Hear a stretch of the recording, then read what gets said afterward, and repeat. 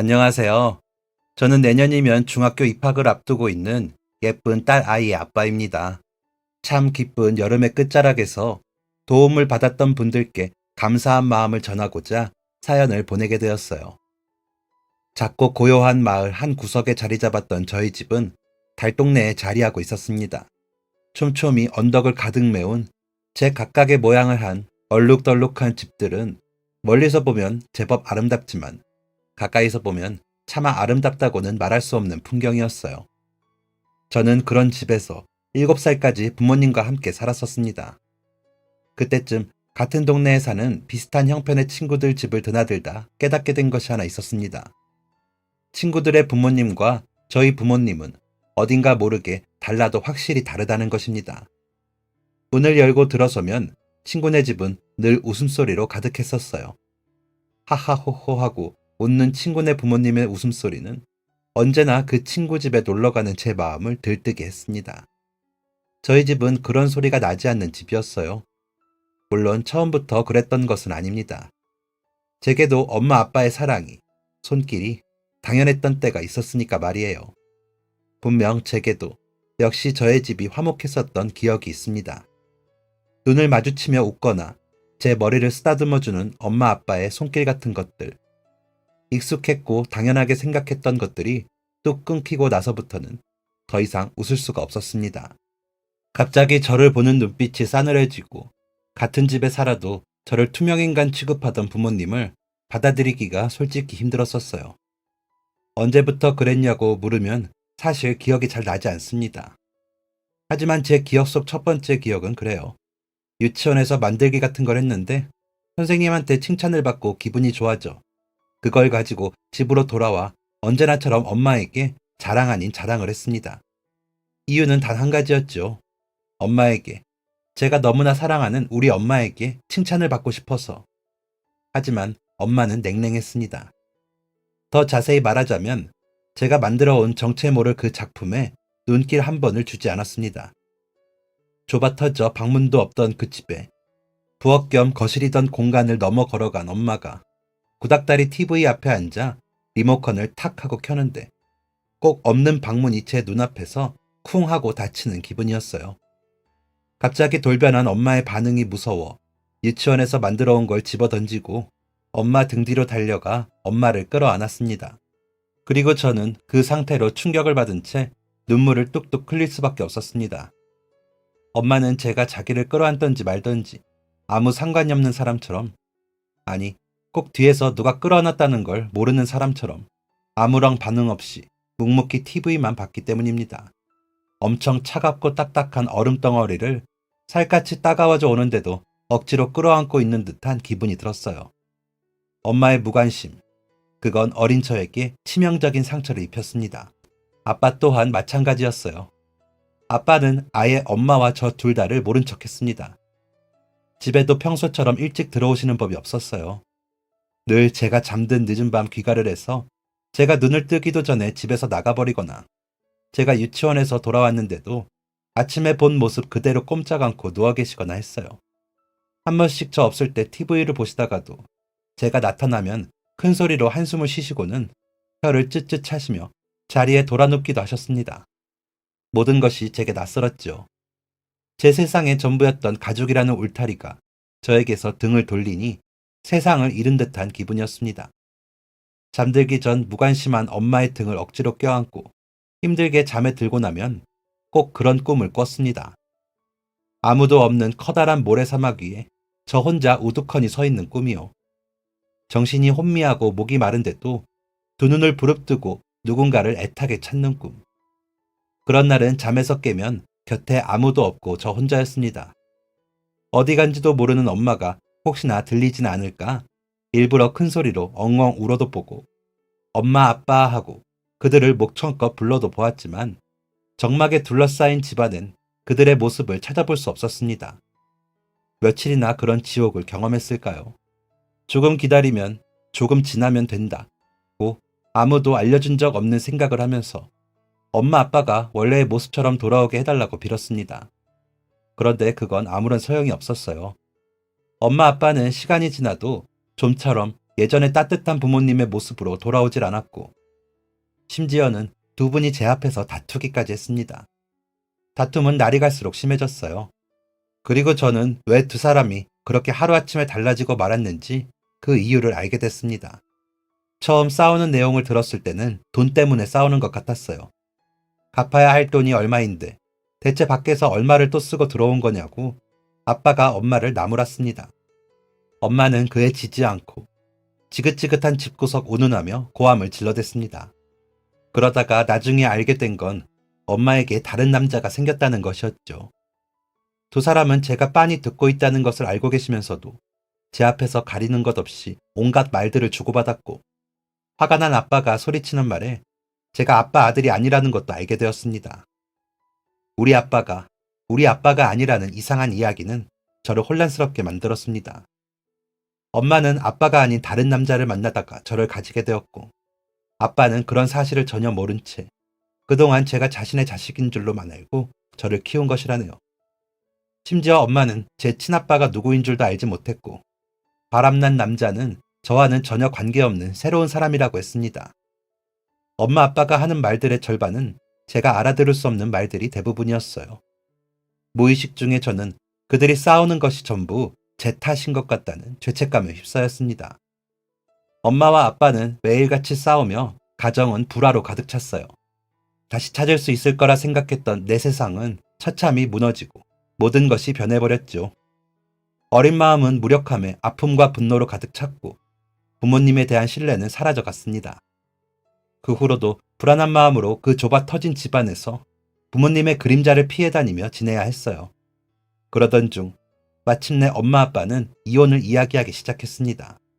서로 누가 저를 데려다 키울 것인지 목에 핏대를 세우며 싸우는 엄마 아빠를 보고 다시 한번 커다란 충격을 받은 저는 울면서 집을 뛰쳐나왔습니다. 산 하나를 작은 집들로 가득 메운 것만 같았던 그 마을의 가장 높은 곳에 있었던 저희 집. 저는 그 높고 가파른 언덕길에서 눈물이 앞을 가려 그대로 넘어진 채 대굴대굴 구르고 굴러 다른 집의 담벼락에 허리와 다리를 부딪히게 되어버렸어요. 너무 아프니까 큰 소리로 울 수도 없더군요. 몸을 웅크리고 누워 가쁜 숨을 쉬며 뒹구는 저를 지나가던 고등학생 형이 발견해 병원에 데려다 주었지만 저는 눈물을 멈출 수 없었습니다. 엄마 아빠가 저를 서로 데려가려고 싸운 것이 아니었거든요. 서로 저 짐덩이 당신이 데려가 키우라고, 엄마에게도 아빠에게도 저는 짐일 뿐이라고 외치는 소리를 들었기 때문이었습니다. 쓰레기를 쓰레기 봉투에 묶어 쓰레기장에 버리는 것처럼 차라리 그렇게 버려진 것이었다면 그토록 아프진 않았을 것 같아요. 제대로 쓰레기장에 버려지지도 못했다는 생각은 고작 7살인 나를 괴롭게 했습니다. 가난한 가정이었기 때문에, 그리고 엄마 아빠의 짐덩이일 뿐이었던 나였기 때문에 수술을 해야 한다는 의사 선생님의 말은 공기 중으로 흩어져 사라지고 말았습니다.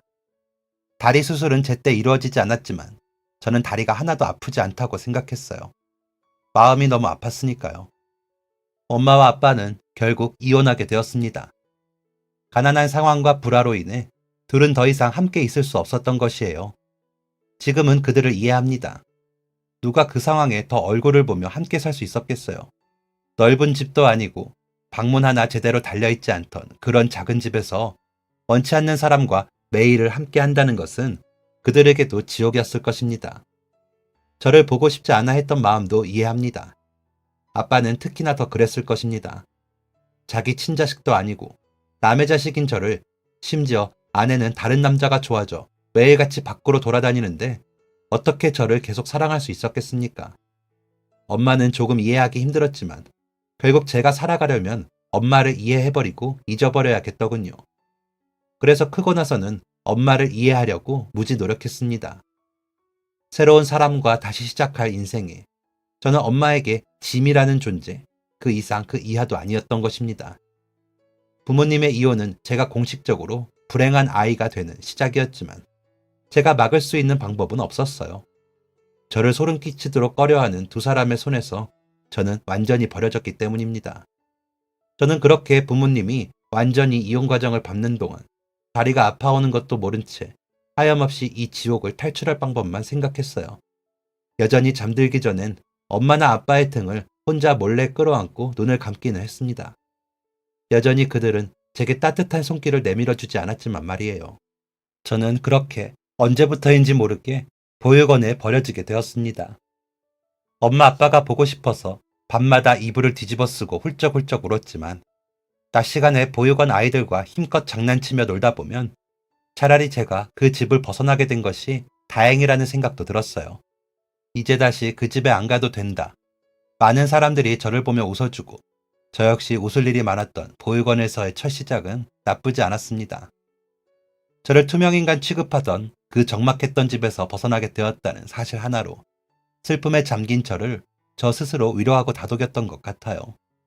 그리고 그렇게 버려진 결과 저의 다리는 소리 없이 죽어가고 있었습니다.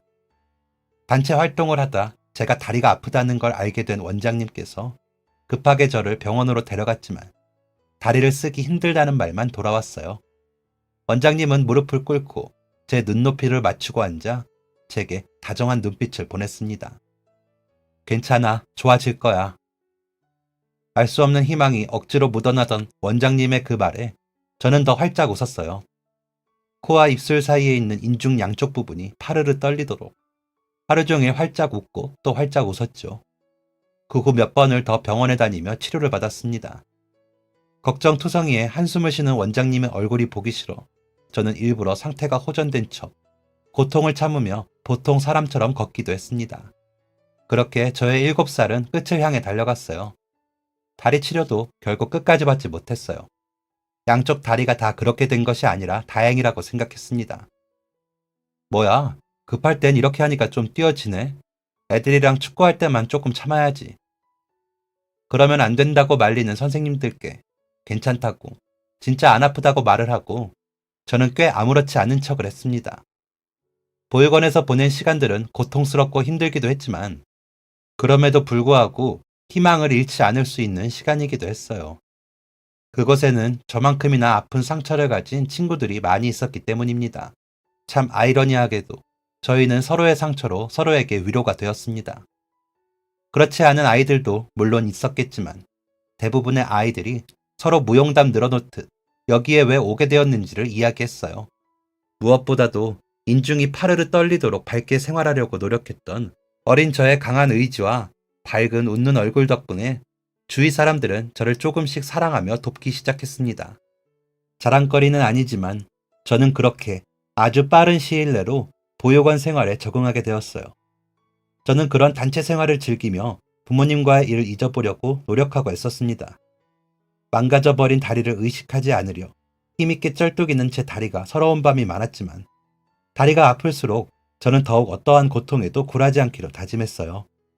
희망의 빛은 제 옆에 없었지만 대신 제 시간은 무척 빠르게 흘러주었습니다. 그렇게 시간이 흘러 저는 어른이 되었어요. 저는 공부를 하기보다 실업계 고등학교를 나와 실전에 사용될 일을 배웠습니다. 학교에서 절름발이라고 저를 놀려대도 참을만 했어요. 못된 무리들이 입으로 놀리는 것도 모자라 주먹과 발로 힘차게 저를 때릴 적에도 참을만 했습니다.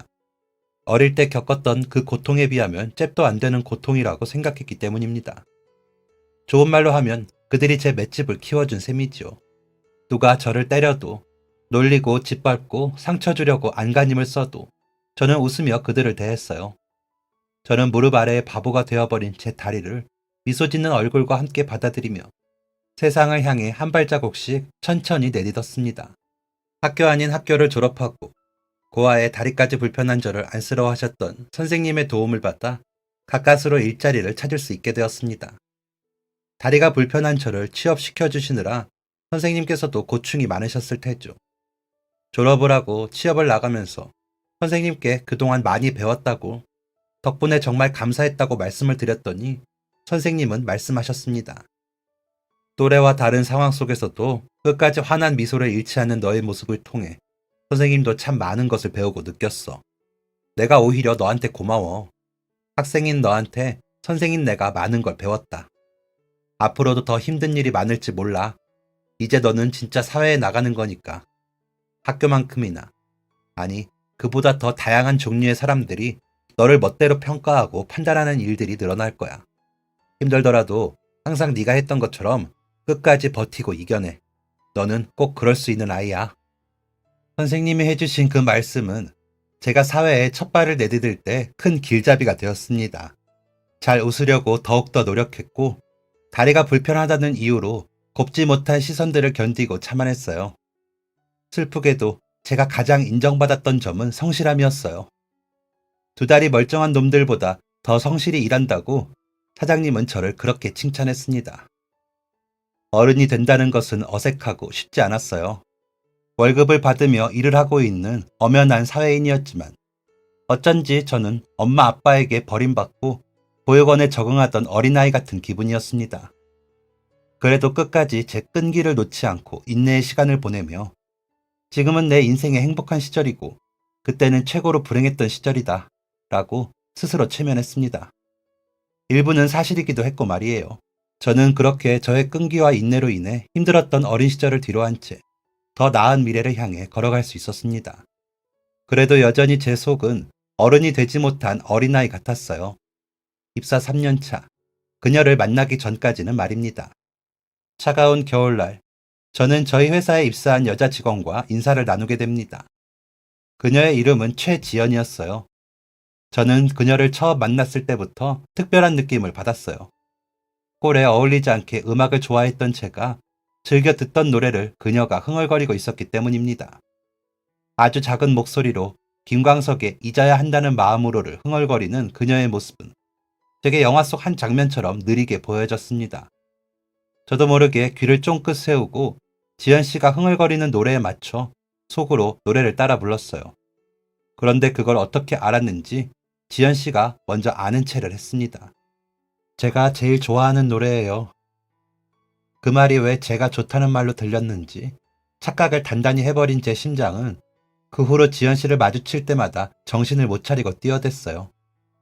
두근두근하는 평화로운 심장 박동 소리도 아니고 콩쾅콩쾅하고 다 부서질 것처럼 힘차게 뛰어대는 심장 때문에 저는 늘 조마조마했습니다. 혹여 그 소리가 새어나가 지연 씨에게 제 마음을 들킬까봐 그랬습니다. 저와 전혀 어울리지 않는 여자였어요. 일단 미소가 눈부시게 예뻤고 손짓 하나하나, 표정 하나하나가 아름다웠거든요. 반면에 저는 절름발이 고아였으니 제 첫사랑은 짝사랑이 답이겠구나 하고 체념했었습니다. 그런데 놀랍게도 제 체념은 물거품이 되었습니다.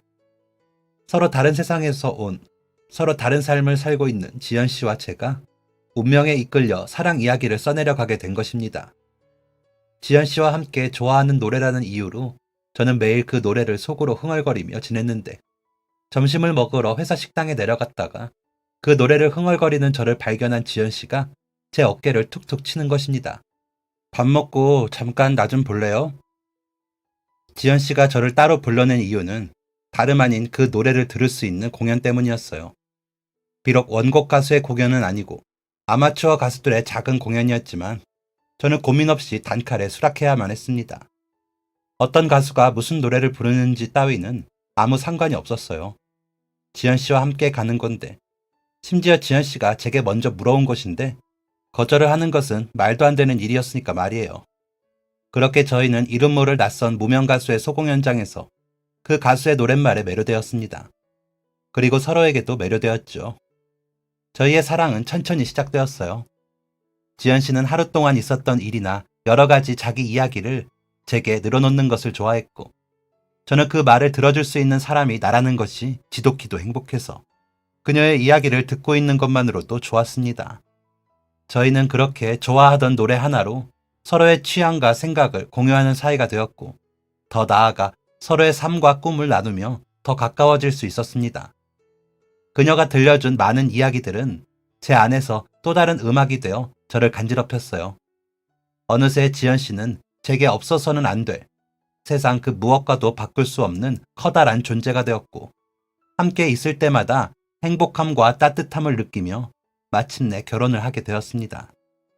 하지만 사랑의 길은 언제나 순탄하지만은 않았어요. 결혼을 하겠다고 지연 씨의 부모님께 인사를 드리러 갔을 때부터 저를 탐탁치 않게 여기셨는데, 결혼을 하고 난 후에도 저를 꺼려 하셨기 때문입니다. 저는 물론이고 아내 역시 힘들고 슬픈 순간들을 겪어야 했습니다.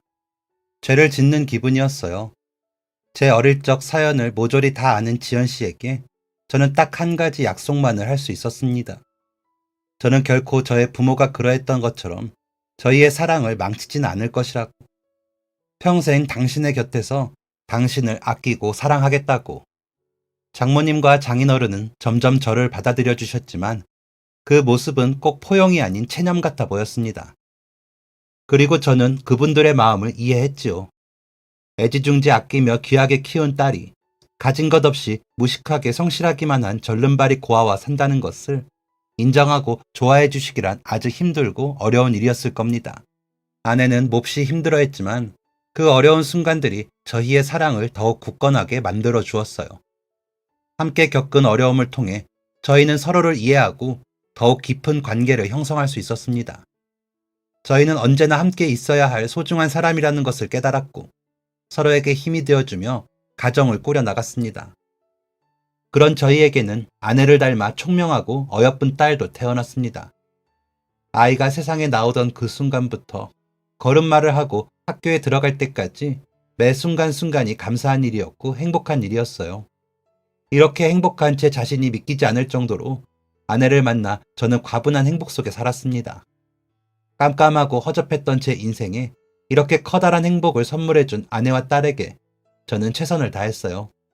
그리고 제가 최선을 다하면 최선을 다할수록 가정이 행복하고 화목할 수 있다는 것도 깨달았습니다. 아픈 성장기를 거쳤다는 것을 까맣게 잊을 정도로 행복한 삶이었어요. 하지만 인생은 언제나 예측 불가능하지요. 사랑스러운 딸을 얻고 남부럽지 않은 사랑을 주고받으며 행복했던 그 시간은 잠시뿐이었습니다. 아내는 췌장암 사기에 걸려 세상을 떠나야 했고 제 세상은 그렇게 또 한 번 무너져야 했어요. 항암 치료를 받으면 1년 정도 살 수 있을 것 같고 그렇지 않으면 6개월 정도를 살 수 있다는 의사의 말에 아내도 울고 저도 울었습니다. 받아들이기 힘든 현실이었어요. 아내는 딸아이와 저만 남겨두고 세상을 떠나야 한다는 사실에 며칠간 정신을 차리지 못했습니다. 반쯤 넋나간 얼굴을 하고 아무것도 하지 못하던 아내는 딸아이가 말을 걸어도 눈물만 흘릴 뿐이었죠. 그러던 어느 날 아침, 아내가 좌절하던 모습을 싹 지우고 활짝 웃는 얼굴로 아침을 맞이했어요. 너무나도 평소 같던 모습에 순간적으로 아내가 암에 걸렸다는 것이 몽땅 꿈이었나 하는 착각까지 들었습니다. 하지만 꿈은 아니었습니다. 아내는 말했어요. 항암 치료 받고 싶지가 않아. 그냥 6개월이라도 웃으면서 우리 딸이랑 당신이랑 같이 행복하게 지내다 가고 싶어. 망가지는 모습 보여주고 싶지도 않고. 저는 아내의 말을 존중해야 했지만 쉽지 않았습니다. 치료를 받으면 1년은 더 살 수 있을지 모르는데 아내는 망가지는 모습을 보여주기가 싫어 6개월이라는 짧은 시간을 택했으니까요. 사실 알고 있습니다. 항암을 시작하면 아내가 많이 힘들어질 것이라는 것을, 어쩌면 서로 얼굴을 마주보고 웃을 일도 없을지 모른다는 것을. 하지만 어느 누구도 사랑하는 사람이 치료조차 받지 않은 채 주어진 운명을 받아들이겠다고 한다면 반발심이 들 것입니다. 치료를 해보면 조금이라도 더 살 수 있지 않느냐고 설득하고 싶어질 것입니다. 끝내 저는 아내를 설득하는 것에 실패했고 돈이 없어 머나먼 곳으로 여행을 떠나지는 못했지만 가족과 함께 최대한 시간을 보내기 위해 아내와 저는 최선을 다했습니다. 6살 난 딸아이도 엄마에게 다가온 죽음을 알기라도 하는 듯 내내 엄마의 옆에서 딱 붙어 떨어지지 않으려 했어요. 그래도 그렇게 함께 보내는 시간이 많으니 아내의 말처럼 웃을 일이 많긴 했습니다. 어떤 날엔 아내가 암에 걸렸다는 사실조차 까맣게 잊을 정도로 행복하기도 했어요. 그렇게 야속한 시간은 저희를 기다려주지 않고 빠르게만 흘렀습니다. 잠든 아내를 붙들고 목이 찢어져라 하염없이 울었어요. 그렇게 우는 동안에는 우는 아빠를 보며 눈뜨지 않는 엄마를 보며 놀라고 충격받을 딸아이에 대한 걱정이 하나도 되지 않았습니다. 세상에 아내와 저 둘밖에 없는 사람처럼 가지 말라고, 하루만 더 내 옆에 있다가라고 엉엉 울부짖었습니다. 암이라는 것을 알게 된 순간부터, 살 수 있는 날이 6개월밖에 남지 않았다는 걸 알게 된 순간부터 저보다 더 힘들고 고통스러웠을 아내의 앞에서 저는 단 한 번도 눈물을 흘리지 않았습니다. 차마 울 수 없었어요. 제 주제에 제까지 것이 눈물을 흘릴 자격이 있나 하는 마음 때문이었습니다. 6개월 내내 단 하루도 빠짐없이 하늘에 대고 기도를 하기도 했습니다. 차라리 저희 아내 대신, 저희 지연이 대신 저를 데려가 달라고. 저는 6개월 아니 3개월만 살다가도 좋으니 저희 지연이는 제발 더 살게 해달라고. 잔인한 하늘은 제 소원을 들어주지 않으셨습니다. 이거 참 부질없구나. 아내의 장례를 치르고 집에 돌아와 침대 맡에 놓여있던 아내와 저의 사진을 뒤집어 엎으며 생각했습니다. 나중에 나이가 들어 죽음이라는 것 앞에 조금이나마 준비를 하고 나면 그때 천천히 죽게 될 줄 알았어요. 사실 저희가 별다른 건강상의 문제가 있는 것이 아니라면 언제 죽을지를 미리 알고 살지는 못하지 않습니까? 오래 사랑하고 오래 함께 살다 그렇게 느지막이 눈을 감게 될 줄로만 알았습니다. 이렇게 갑작스럽게 느닷없고 예고도 없이 그 사람을 떠나보내야 할 것이라고는 전혀 예상치 못했습니다. 슬픔도 슬픔이지만 저를 가장 힘들게 했던 것은 허무하고 허탈한 감정이었습니다. 심장을 도려내는 것 같은 고통. 아니, 이미 심장이 도려내진 사람처럼 몇 날 며칠을 그렇게 아내를 잃은 슬픔으로 괴로워했을까요? 이웃집 사는 아주머니께서 조심스레 저희 집 문을 두드렸습니다. 칠순을 바라보고 계시는 그 어르신은 평소에도 아내와 딸아이에게 애정이 많으셨던 분이었죠. 수연 아빠, 문 좀 열어봐요. 안에 있지? 문 좀 열어봐. 열고 싶지 않았습니다. 까만 어둠에 잠식된 기분으로 그냥 이대로 눈을 감고 싶었어요. 그런데 문 밖에서 익숙한 목소리 하나가 들려왔습니다. 아빠. 수연이, 그러니까 제 딸이었습니다. 그 순간 정신이 번쩍 들었어요. 내가 지금 뭘 하고 있는 거지? 정신 나간 놈. 한심한 놈. 제 스스로 제 뺨을 갈기며 자리에서 일어났습니다. 현관문을 열자 제 몰골을 보고 깜짝 놀란 표정을 짓는 어르신과 그 옆에 서서 울다만 얼굴로 저를 올려다보는 딸아이가 서 있었습니다. 어르신은 그 즉시 제 팔뚝을 한 대 때리셨죠. 이 사람아, 정신 똑바로 안 차릴래? 이렇게 어린애를 두고 뭘 하고 있는 거야? 마음속으로 그렇게 가라앉고만 있지 말고 주변을 좀 보게. 어르신은 집 앞에 잔뜩 놓여있는 고지서와 현관문 바로 앞에 있는 싱크대를 가리키며 말씀하셨습니다. 수연이의 손을 잡고 있던 손을 제 눈앞에 흔들어 보이기도 하셨습니다. 저는 두 눈을 질끈 감았어요. 대체 시간이 얼마나 흐른 것일까요? 정말 제 자신이 한심했습니다. 수연이는 그새 살이 빠져 통통했던 두 볼이 홀쭉하게 들어가 있었고 현관문 앞에 달려있던 거울 속 제 모습은 폐인 그 자체였습니다. 언제부터 쌓여 있었던 건지 알 수 없는 우편물들은 현관문 앞을 가득 메우고 있었고 싱크대 위에 아무렇게나 놓여진 그릇들과 라면 봉지들은 그동안 혼자서 억지로 끼니를 때웠을 수연이의 처절한 몸부림을 그대로 보여주고 있었습니다. 제 스스로에게 얼마나 욕을 해댔는지 몰라요.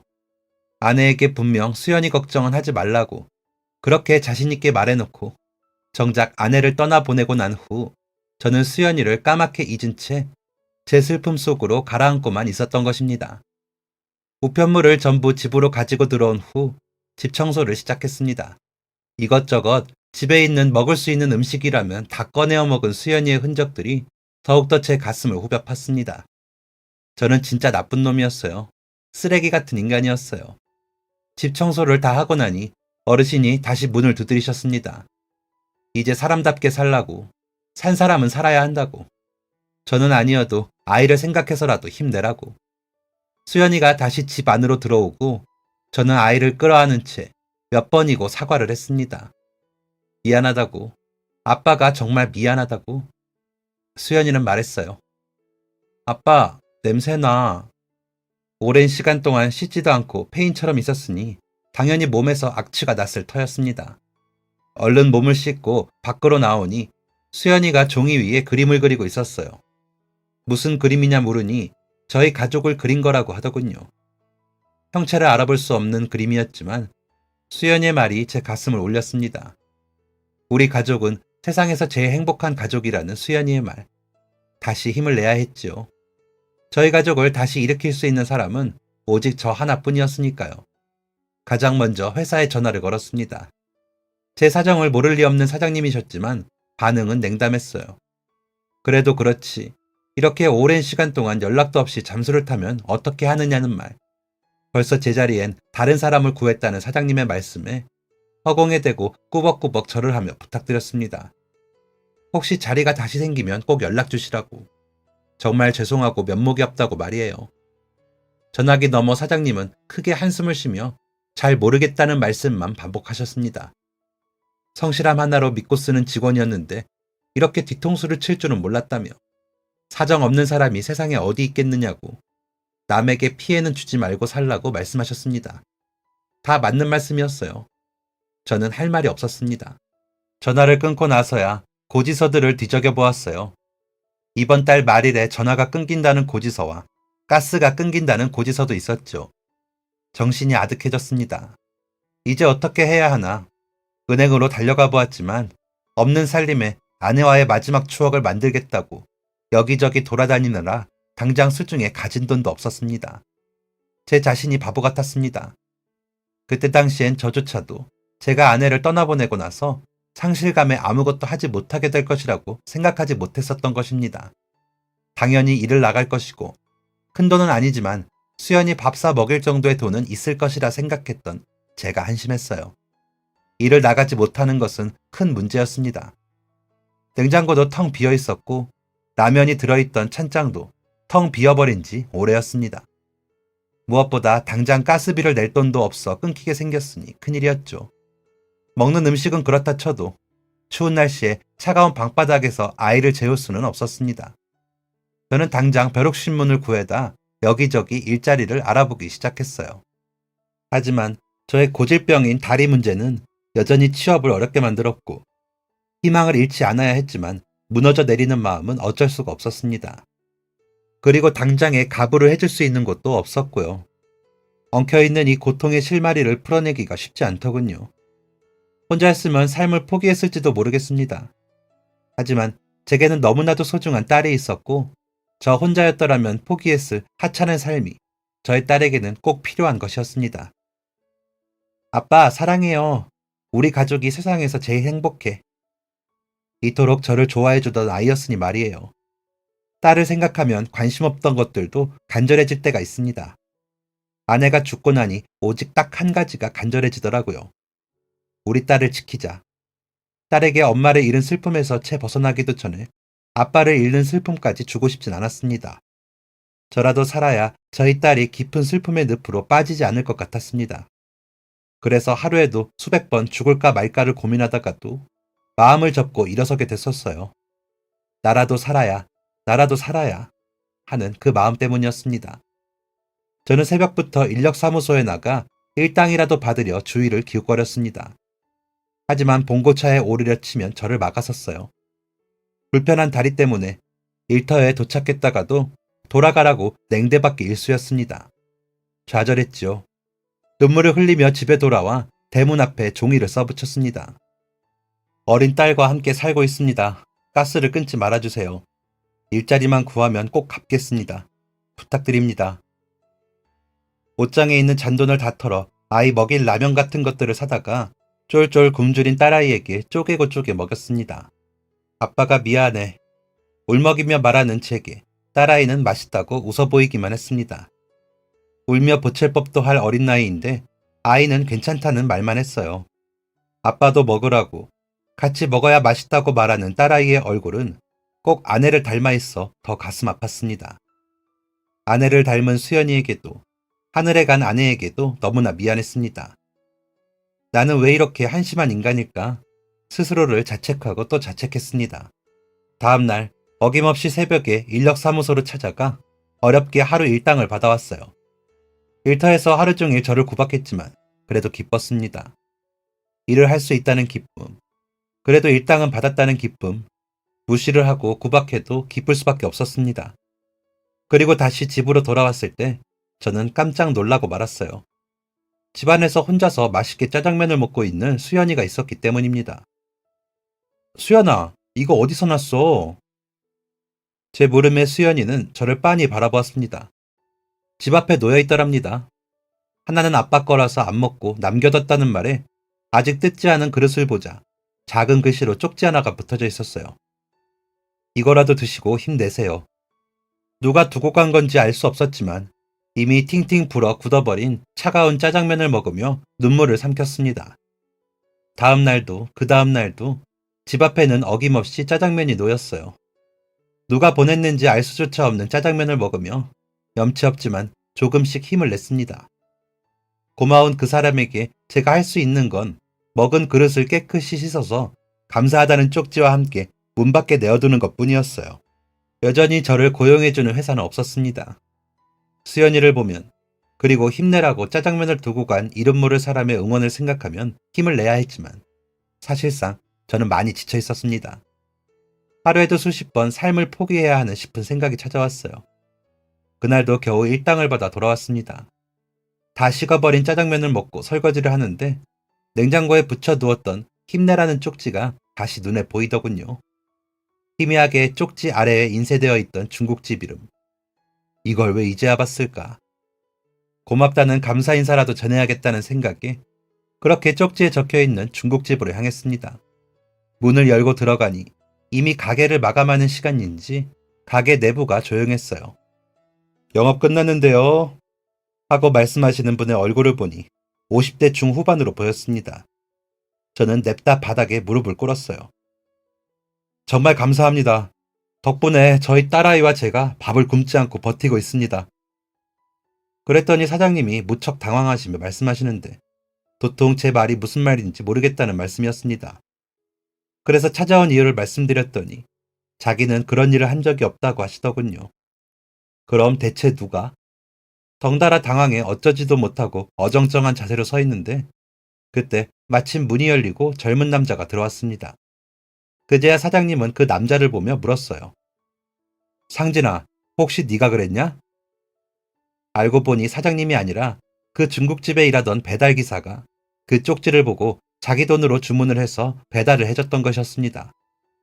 사장님은 주로 주방에서 일하시고 전화 주문과 배달을 겸하며 일하던 직원이라고 했습니다. 저는 다시 그분 앞에 무릎을 꿇었어요. 바로 저를 일으키며 가스비는 어떻게 됐냐고, 아이는 건강하냐고 묻는 그 따뜻한 말에 눈물이 흘렀습니다. 감사하다고, 정말 고맙다고 염치 없이 계속 받아먹기만 했던 저를 용서하라며 우는 제게 사장님이 말씀하셨습니다. 참 딱하네, 젊은 사람이.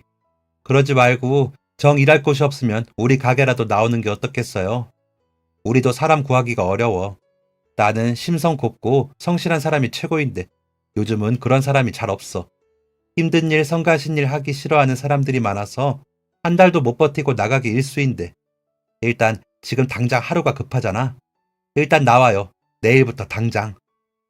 어려운 저의 사정을 알게 된 중국집 사장님은 벼랑간 저를 중국집에 취직시켜주겠다며 월급을 많이 주지는 못해도 하나씩 배우면서 자리 잡아보라고 말씀하셨습니다. 이 일은 다리가 아파도 할 수 있는 일이라면서 말이에요. 의지만 있으면 못할 건 없다고 직원도 저를 격려했습니다. 믿을 수 없는 일이었어요. 다리를 전다는 이유로, 남들과 다르다는 이유로 늘 시작도 하기 전에 저를 거부하던 수많은 사람들이 머릿속을 스쳐 지나갔습니다. 정말 그래도 되느냐고 묻는 제게 사장님은 말씀하셨습니다. 정말 안 되는 게 세상에 어디 있어. 근데 전에 일하던 회사에서 퇴직금은 받았어요? 아무리 그래도 그렇게 오래 일한 직원 사정 하나를 안 봐주고 악덕이구만, 악덕이야. 내가 도울 일이 있으면 도울 테니까 말만 해요. 그나저나 우리 상진이 착하고 사람 좋은 건 알았지만 아주 큰일 했네. 내가 이렇게 사람 보는 눈이 좋다니까. 사장님은 처음 보는 저를 중국집에서 일할 수 있게 배려해 주시는 것도 모자라 제가 아니라 사람 좋은 상진 씨를 봐서 도와주는 거라며 첫 달부터 월급을 가불해 주시기까지 했습니다. 그러고는 전에 일하던 회사에서 퇴직금을 받을 수 있는지까지 알아봐 주셨어요. 받을 수 있다는 것을 알게 되었을 때 제 스스로가 얼마나 창피했는지 모릅니다. 무식해도 이렇게까지 무식했었나 하고요. 사장님은 사람이 힘든 일이 한꺼번에 닥치면 얼마든지 그럴 수 있다며 저를 위로하셨지만 저는 달랐습니다. 제 스스로가 한심하고 창피했어요. 창피해도 그렇게 창피할 수가 없었습니다. 사장님께 갑을 받은 돈으로 가스비를 냈고 수연이에게 맛있는 밥을 차려줄 수 있게 되었어요. 끊겼던 전화에도 다시 생명을 불어넣을 수 있게 되었습니다. 수연이는 아빠가 다시 일을 하러 갈 수 있게 됐다는 사실에 진심으로 기뻐했습니다. 겨우 6살밖에 되지 않은 아이에게 일을 하지 않으면 밥을 굶어야 한다는 사실을 깨닫게 만든 것이 너무 미안했어요. 큰 금액은 아니었지만 퇴직금까지 받을 수 있게 된 저는 사장님과 상진 씨를 위해 작은 선물을 준비했습니다. 비싸고 좋은 걸 해드리지 못해 죄송하다고 하면 사장님과 상진 씨는 말했어요. 얼른 더 열심히 일해서 자리 잡고 그때 갚아도 늦지 않다고. 무엇보다 그 고마운 마음을 가장 잘 갚는 첫 번째 방법은 저와 수연이가 얼른 삶의 활력을 되찾는 것이 될 것이라고. 그 후 저는 그 중국집을 제 집이라 생각하며 최선을 다했습니다. 다리가 불편해 직접 배달은 나갈 수 없었지만 사장님과 상진 씨가 조금이라도 더 편하게 일할 수 있도록 꾸준히 일을 도맡아 했습니다. 당연한 일이었어요. 그래도 제 스스로가 염치 없이 느껴졌습니다. 더 잘해야 하는데, 더 잘해야 하는데 하는 마음이었습니다. 그렇게 작은 일부터 시작해 사장님과 상진 씨에게 여러 일들을 배웠어요. 식당 일이라는 게 겉으로 보기에는 요리, 설거지, 손님 응대 같은 것만 있어 보이지만 그들만의 노하우라는 것은 감히 무시할 수 없었습니다. 그리고 그 노하우를 아무것도 아닌 제가 배울 수 있다는 것이 또 한 번 감사했어요. 상진 씨와 저는 5살 차이로 제가 상진 씨보다 형이었습니다. 보잘것없는 제가 형 소리를 듣는다는 게 멋졌기도 했지만 상진 씨는 저를 형이라고 부르며 잘 따랐어요. 외동으로 자라 형제가 생기는 게 꿈이었다는 상진 씨는 그렇게 저와 호형호재하며 형님 동생 사이로 지내게 됐습니다. 수연 씨도 상진 씨를 부릉이 삼촌이라 부르며 잘 따랐어요. 시간이 흘러 어느덧 수연이가 13살이 되었습니다. 그만큼이나 시간이 흐르는 동안 저희에게는 정말 많은 일이 있었어요. 달동네 살던 저희가 가게 근처로 이사를 하고 저는 사장님께 기술을 배워 중국집을 차리게 되었습니다. 물론 동생 상진 씨와 함께였어요. 그런 새 출발을 한다는 게 두렵고 무섭기도 했던 제게 상진 씨는 든든한 동반자가 되어주었습니다. 저와 마음이 잘 맞는 사람이 곁에 있다는 건 정말 고마운 일이었어요. 가게를 새로 차려 사장님의 곁을 떠나면서 그동안 받았던 것을 갚고 싶다고 성의를 표시한 봉투를 가져갔더니 사장님께서는 그 봉투를 거절하시며 말씀하셨습니다. 나는 그저 내가 할 수 있는 선에서 호의를 베풀었을 뿐이고 그 일로 인해 네가 깨달은 것들은 모두 네 스스로 얻은 것들이니 내게 갚을 필요가 없지. 나는 이 돈을 받기 전에 이미 자네에게 마음으로 다 그 값을 받았어. 수연이도 잘 크고 있고 너도 이만큼 자리를 잡게 되었으니 그보다 더 큰 성취감이 또 있겠는가. 주위를 둘러보고 그때 당시에 자네처럼 도움이 필요한 누군가를 위해 써보는 건 어떻겠어? 사장님의 그 말씀에 저는 다시 한번 이 말을 탁 쳤습니다. 깨달음에 깨달음을 또 얻게 해주시는 사장님의 그 지혜로움을, 그 깊은 마음을 다 배우기엔 아직 저는 멀었다는 생각이 들었어요. 상진 씨에게 그 이야기를 들려주니 자기가 예전부터 꿈꿨던 것이 있다며 제게 말을 꺼냈습니다. 할 수 있는 선에서 어려운 사람들을 돕고 싶다는 말이었죠. 그냥 지나가다 한 번씩 도움을 드리는 것도 좋았지만 주기적으로 줄 수 있다면 얼마나 좋을까 생각했었다고. 그래서 저는 어떤 게 좋을까 고민 끝에 예전 달동네에서 어려운 시절 저희 가족을 생각하고 예뻐해 주시던 어르신들을 떠올렸습니다. 모두들 겉으로는 잘 지내는 것처럼 보이셨지만 각자의 사정으로 힘든 하루를 보내시던 많은 분들. 그렇게 저와 상진이는 30년이 지난 지금까지도 일주일에 한 번 동네 어려운 어르신들께 짜장면 대접하는 봉사를 하면서 살고 있습니다. 딸 수연이는 이제 일을 그만하라고 말하지만 학교에서 손주가 친구들에게 발표를 할 때 우리 할아버지는 일주일에 한 번씩 할아버지 할머니들을 도우며 살고 있다고, 세상에서 제일 맛있는 짜장면을 만들어드리는 요리사라고 말했다는 것에 더 힘을 얻는 요즘입니다. 그런 말을 들으면 힘이 넘치도록 솟아나 해오던 것들을 아무것도 포기하고 싶지가 않아집니다. 그때 힘들다는 이유로 삶을 포기하지 않고 끝까지 버텨내길 정말 잘했다고 생각해요. 그렇게 버텼기에 지금처럼 좋은 사람들을 만나게 될 수 있었고 수연이에게 더 넓은 세상을 보여줄 수 있게 되었다고 생각합니다.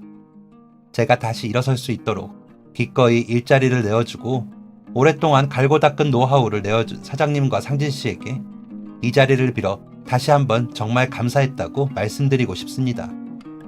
그들이 내밀어 주었던 따뜻한 손길이 없었더라면 지금의 저도 없었을 테니까 말이에요.